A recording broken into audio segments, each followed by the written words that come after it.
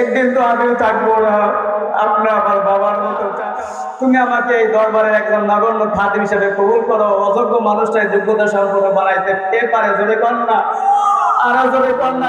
शामीन तेरी कदरों को दरिया कर दिया, दुल्फ शामीन तेरी कदरों को दरिया कर दिया, दिल से रोशन कर दिया है, आँखों को बीना कर दिया। ला इलाहा इल्लल्लाह, ला इलाहा इल्लल्लाह, मुहम्मदुर রাসূলুল্লাহ সাল্লাল্লাহু আলাইহি ওয়াসাল্লাম। জবান খুলে সকলেই বলি আলহামদুলিল্লাহ। আরো আওয়াজ দেন না, বলেন আলহামদুলিল্লাহ। অধ্যকার আজকের জামিয়া ইসলামিয়া সোনাগার মাদ্রাসার বার্ষিক ওয়াজ মাহফিল, 25তম ওয়াজ মাহফিলের আজকের আমাদের সম্মানিত সভাপতি, আমাদের প্রিয় ভাজন আস্থা ভাজন, আমাদের মুহিব্বিন মুতাআল্লিকিন, আমাদের সবচেয়ে গুরুত্বপূর্ণ মানুষ, আমাদের সবচেয়ে কলিজার মানুষ, আমাদের এখানে আজকে উপস্থিত হয়েছেন আমাদের কারি আল্লাহু আকবার মাওলানা কারি বিলায়েত হোসেন হুজুরে, পীর সাহেব হুজুর রাজাপুর, এভাবে অনেক ওলামায়ে কেরাম আলহামদুলিল্লাহ এসেছেন। আপনারাও এসেছেন আলহামদুলিল্লাহ। সোনাগার মাদ্রাসা একটা সুন্দর নাম নাকি? সোনার মানুষগুলা, আমি মনে করি এই সোনাগার মানুষগুলা সোনার মানুষ হয়ে যায়। দোয়া করি আল্লাহুম্মা আমিন। আমার আব্বাজান রহমাতুল্লাহ আলাই হযরত মাওলানা আইয়ুব আলী আনসারী আসলে এই মাদ্রাসা প্রতিষ্ঠিত করেছিলেন কয়েকজন মুরব্বী মিলে। এর ভিতরে আমাদের মাওলানা আইয়ুব আলী আনসারী, আমার আব্বাজান রহমাতুল্লাহ আলাই। এর ভিতরে আরও আছেন মোহাম্মদ আব্দুল জব্বার সাহেব আছেন, আমাদের রশিদ চাচা আছেন, এভাবে এলাকার অনেক মান্যগণ্য লোকরা যারা আছেন। এদের মধ্যে থেকে 2 জন ব্যক্তি দুনিয়া থেকে চলে গেছেন। বিশেষভাবে সোনাগঞ্জ রহমাতুল্লাহ আজকে দুনিয়াতে নাই। আব্বাজান রহমাতুল্লাহ ইন্তেকাল করার পরে যখন জানাজার নামাজ হয়েছেন, এক হিন্দু লোক, 2 জন হিন্দু লোক কান্নাকাটি করতেছেন ওই কবরের পাশে বসে। তাকে আমাদের চরমন একজন লোক আছে বাচ্চু ভাই, আমাদের নায়েবে আমির পিসা হুজুরের ইটের বাড়ার ম্যানেজার, জিজ্ঞাসা করলো তোমরা কেন কান্নাকাটি করতেছেন? বলতেছে সোনাগঞ্জ আমাদের যে কত ভালোবাসছেন, কত উপকার করছেন, আজকে হুজুরে নাই, তার জানাজা করতে পারলাম কেন? আমরা তো হিন্দু, আমরা তো মুসলমান না।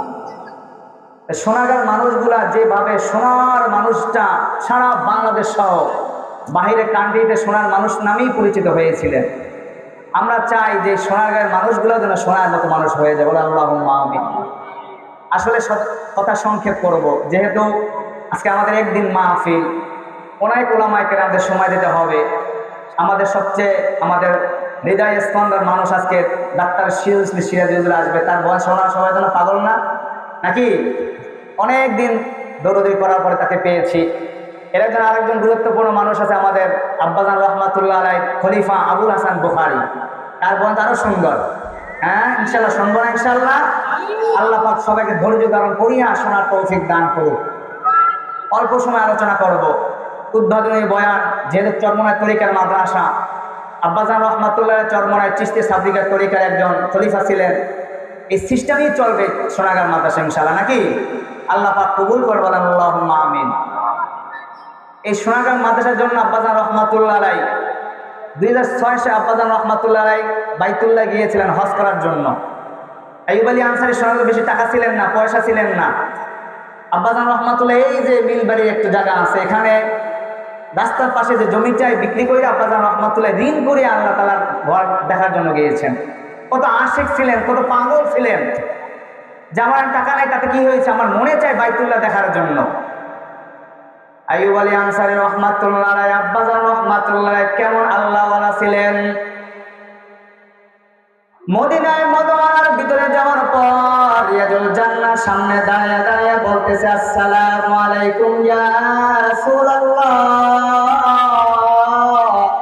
বলেন না আসসালাতু ওয়াসসালামু আলাইকা ইয়া শাফিউল মুযনিবিন, আসসালাতু ওয়াসসালামু আলাইকা ইয়া রাহমাতাল লিল আলামিন।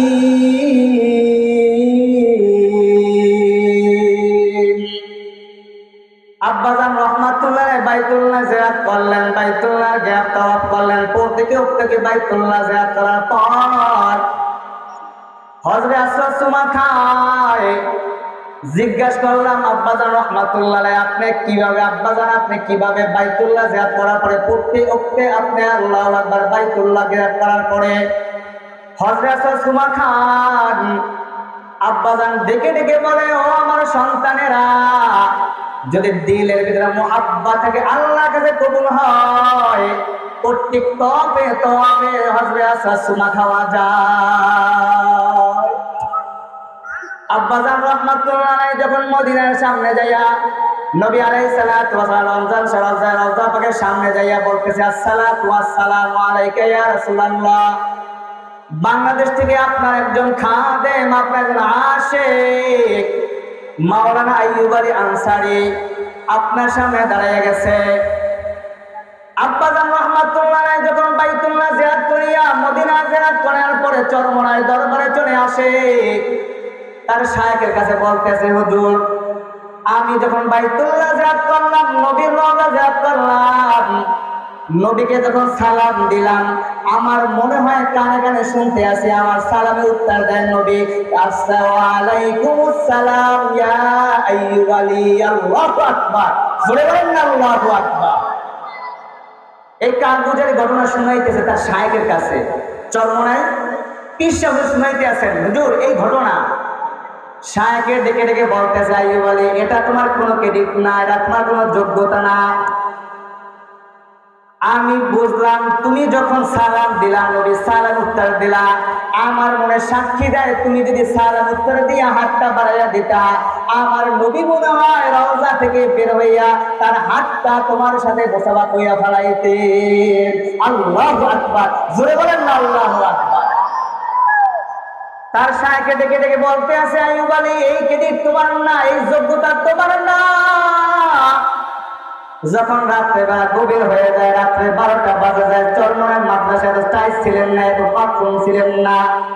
আমাদের কোরআন শিববোর্ডটা বোর্ড যখন অবস্থিত হয়েছে, কোন যেখানে 6 তলা বিল্ডিং আছে, এই 6 তলা বিল্ডিং এর নিচে বাথরুম থাকতো, ছাত্ররা বাথরুম করতো, সব বাথরুম গুলা ভইরা যাইতো, পোশাক পায়খানা ভইরা যাইতো। আইয়ুব আলী আনসারী রাহমাতুল্লাহ গভীর রাত্রে উঠতেন, উঠার পরে ছাত্রের বাথরুম গুলা পরিষ্কার করতেন। সকালবেলা যখন ছাত্ররা বাথরুমে যাইতেন, বাথরুম গুলা দেখতেন একদম চকচক পরিষ্কার, বাথরুম পরিষ্কার করতেন। আইয়ুব আলী রে এই যোগ্যতা তোমার না, তুমি যে রাত্রিবেলা ছাত্র বাথরুম পরিষ্কার করো, আল্লাহ তোমাকে এত দামি বানাইছে। আমার মনে হয়, আমার সাক্ষী দেয়, যদি তুমি হাতটা বের করিয়া দিতা, আমার নবীর হাতকে দরজা থেকে বের করিয়া তোমার হাতে সাথে রসনা করতে লাগতো। আমাদের আব্বাজান রহমাতুল্লাহ সোনার এমন সোনার মানুষ ছিল, আজকে দুনিয়াতে নাই, আমি এতিম হয়ে গেছি।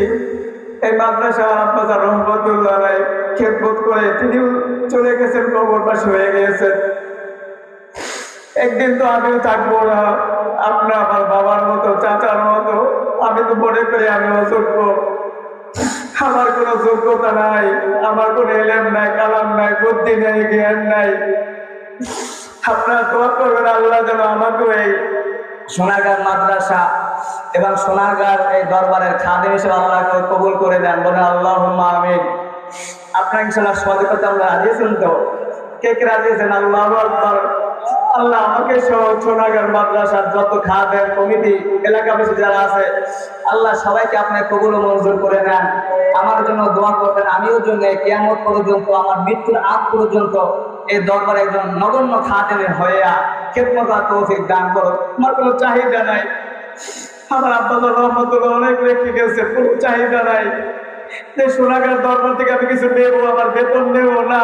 আল্লাহি, আল্লাহর কসম, আল্লাহর কসম, আল্লাহর কসম, আমি আসি যাই, অনেক কষ্ট করি, অনেক খেদমত করি, এরপর আপনাদের ভালোবাসা পাই না, কেন জানি না। আমি কি অযোগ্য?